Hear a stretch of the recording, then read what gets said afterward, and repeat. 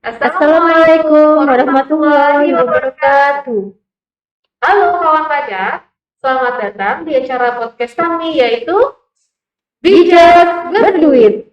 Bincang Pajak bersama KPP Pratama Jakarta Durensawit.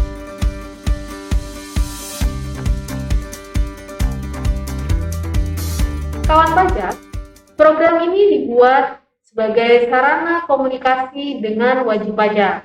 Dalam acara ini, kita akan membahas segala sesuatu yang berkaitan dengan perpajakan, yaitu seperti isu-isu perpajakan terkini, aturan-aturan terbaru, teknis perpajakan, dan lain-lain. Tujuannya yaitu agar kawan pajak bisa dapat lebih memahami serta mempermudah kawan pajak dalam melaksanakan kewajiban perpajakannya.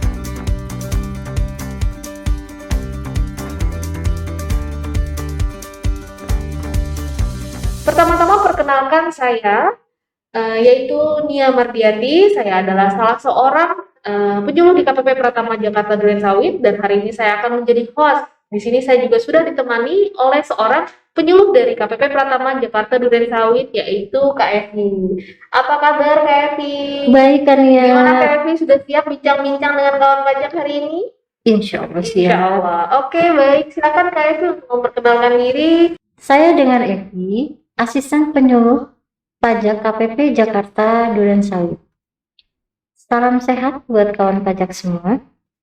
Pada kesempatan kali ini, kita akan membahas tentang Undang-Undang Harmonisasi Peraturan Perpajakan. Undang-undang ini mungkin bukan hal yang baru ya. Pasti kawan pajak sudah sering mendengar karena sudah tahun lalu, sejak tahun lalu, 2021 namun masih hangat sampai hari ini. Dalam kesempatan ini, kita tidak akan membahas semua mengenai Undang-Undang HPP, mungkin terlalu banyak juga ya Kak Evi ya. Kita hanya akan membahas satu klaster, yaitu klaster PPH dengan topik, yaitu batasan omset tidak kena pajak bagi UMKM.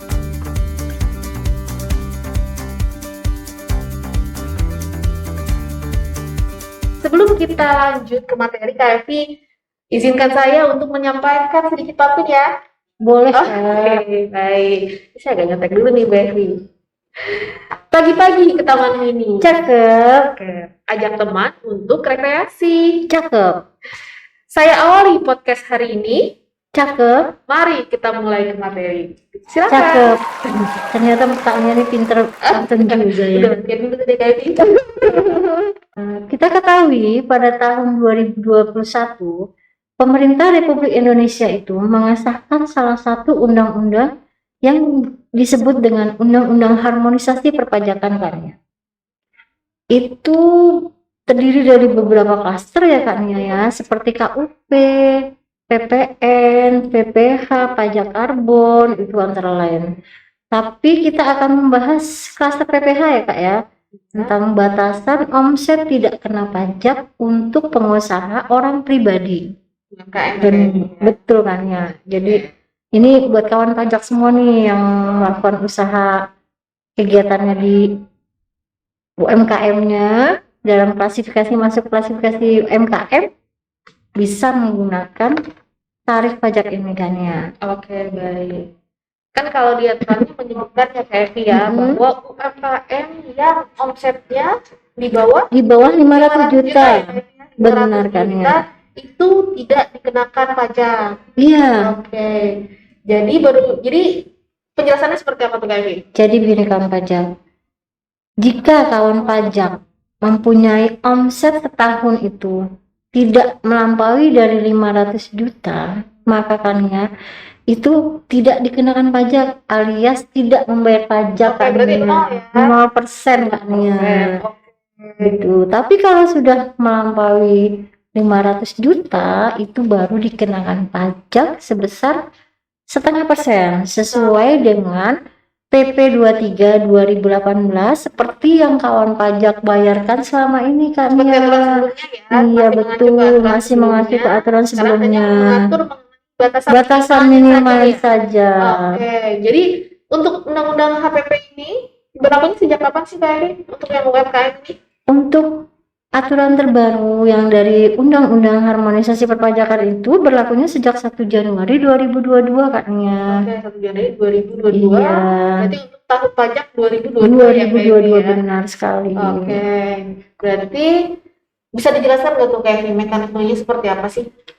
Maksud Kak Nia kita ilustrasikan gitu Iya, ya. boleh Kita contohkan ya Kak kita ya. contohkan. Karena kan ada perubahan nih dari aturan sebelumnya yang menggunakan PP 23 PP tahun 23. 2018, lalu sekarang ke Undang-Undang HPP tahun 2021, berlaku 2022. Jadi tahun 2002 ini kewajiban wajib pajak Perpajakannya. orang pribadi UMKM itu seperti apa sih Kak Evi? Baiklah kawan pajak. Jadi kita ilustrasikan nih Kak Nia, kita contohkan Kak Nia ya. Boleh. Kak Jadi Nia UMKM ya. itu UMKM dengan mempunyai omset sebesar 300 juta nih Oke. setahun. Kita rata-rata ya Kak Nia ya, karena UMKM nggak mungkin dia tetap di omset namanya itu. usaha ya. Namanya usaha Usaha ada kan kalanya pasti pasang ada surut naik ya Kak turun ya. Nggak mungkin omsetnya rata. Benar. Jadi ini baik. kita contohkan Asumsi aja ya. 300 juta. Maka selama ini kan Kak Nia membayarnya 0,5% dari 300 juta ya Kak ya. Oke. 250 berarti 250.000 ya Kak ya. Oke, berarti misalkan kalau omset 300 juta setahun, berarti kira-kira omset per bulannya 50 juta. Betul, dikalikan dikali dengan 0,5%. 0,5% ya? Iya. 0,5%, jadi saya bayar sebentar 250.000 setahun. Iya. Sebulan. Itu sebulan. berdasarkan PP 23 ya tahun 2018. Iya. Baik. Jadi kalau dengan undang-undang HPP yang baru, karena itu tidak dikenakan pajak. Oke, baik. Karena masih di bawah batasan 500 juta. Oke, baik. Jadi dengan adanya undang-undang HPP ini yang membatasi omset UMKM ya. Betul. Jadi kalau omsetnya di bawah 500 juta, contohnya nih tadi saya punya usaha omsetnya 300 juta setahun. Iya. Jadi saya tidak perlu untuk membayar pajak. Ya. Iya. Oke, baik. Gitu. Nah, kalau dalam hal ini ternyata omset saya nih di atas 500 juta tuh bagaimana cara menghitungnya? Cara menghitungnya ya Kak ya. Jadi untuk undang-undang harmonisasi perpajakan ini yang dibayarkan pajaknya adalah selisih dari batasan omset yang sudah ditetapkan. Kalau Kania 600 juta per tahun, berarti sedangkan batasan dari UMKM yang dikenakan 0% itu tadi tarifnya itu ada 500 juta, artinya Kak Nia membayar selisih dari 600 juta ke 500 juta. 100 juta. Ya. Benar.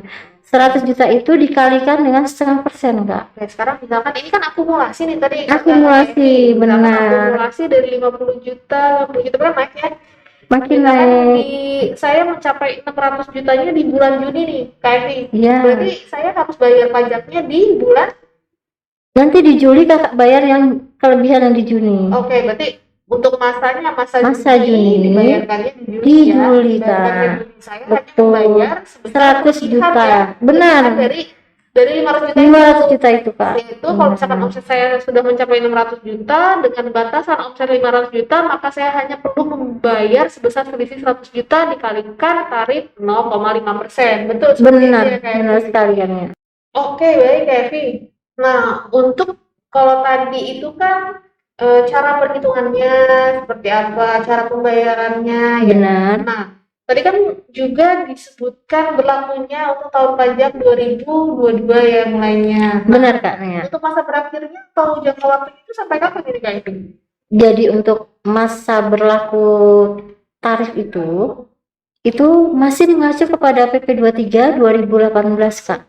Jadi tergantung dari tanggal terdaftarnya NPWP tersebut. Oke, berarti sejak kapan WP terdaftarnya? Benar Kak Nia. Jadi untuk NPWP yang terdaftar sebelum 2018 itu tetap berlaku 7 tahun sejak 2018. Oke, jadi untuk 2018 dan sebelumnya ditetapkan berlaku sejak 2018. Iya. Oke. Lalu jika dia terdaftarnya setelah 2018? Berarti 7 tahun setelah dia terdaftar. 7 tahun sejak terdaftar, misalkan 2020. Benar. 7 tahun sejak 2020. Ditambah 7 tahun. Oke, baik. Jadi 2027 nanti. Oke, jadi bisa digunakan. Oke. Jadi di sini saya coba simpulkan ya Kak Evi. Jadi kalau misalkan dulu nih berdasarkan PP PP 23 23 tahun 2018, WP UMKM yang memiliki omset di bawah 4,8 miliar setahun, dan dalam tahun tersebut dia memiliki omset sampai dengan atau di bawah 500 juta, maka dia tidak dikenakan pajak ya kayak. benar, Oke.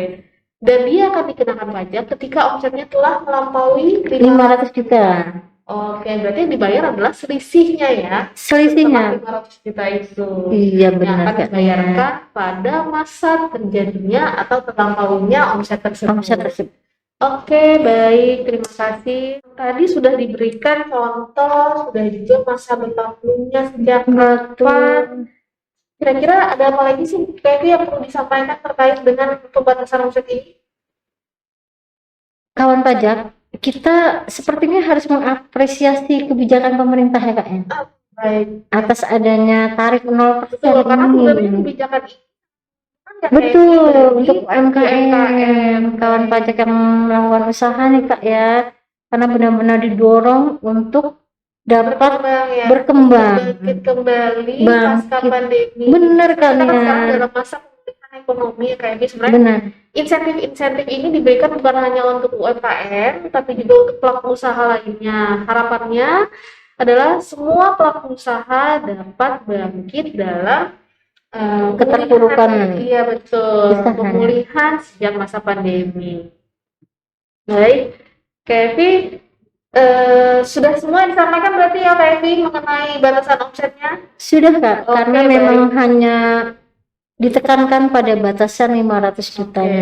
Baik, kawan pajak, saya rasa apa yang disampaikan sudah Kevin juga sudah cukup jelas, sudah ada cara perhitungannya, ada contoh-contohnya juga ya Kevin ya. Ya, harapan kami semoga ilmu yang disampaikan hari ini dapat bermanfaat dan khususnya bagi UMKM dapat terus berkembang dan bangkit dalam rangka pemulihan ekonomi pasca pandemi. Baik, Bu Evi ada yang mau disampaikan lagi? Kalau tadi Kak Nia membuka dengan pantun, Iya. saya akan menutup dengan pantun. Oke, baik. Silakan Kevin. Burung dara cendrawasih, Cakep, cari dulu di Papua. cakep, Cukup sekian dan terima kasih. cakep. Semoga bermanfaat untuk semua. Oke, cakep. Oke, cukup sekian. Kami pamit undur diri. Wassalamualaikum warahmatullahi wabarakatuh. Pajak Pajak buat Indonesia Indonesia Maju. maju.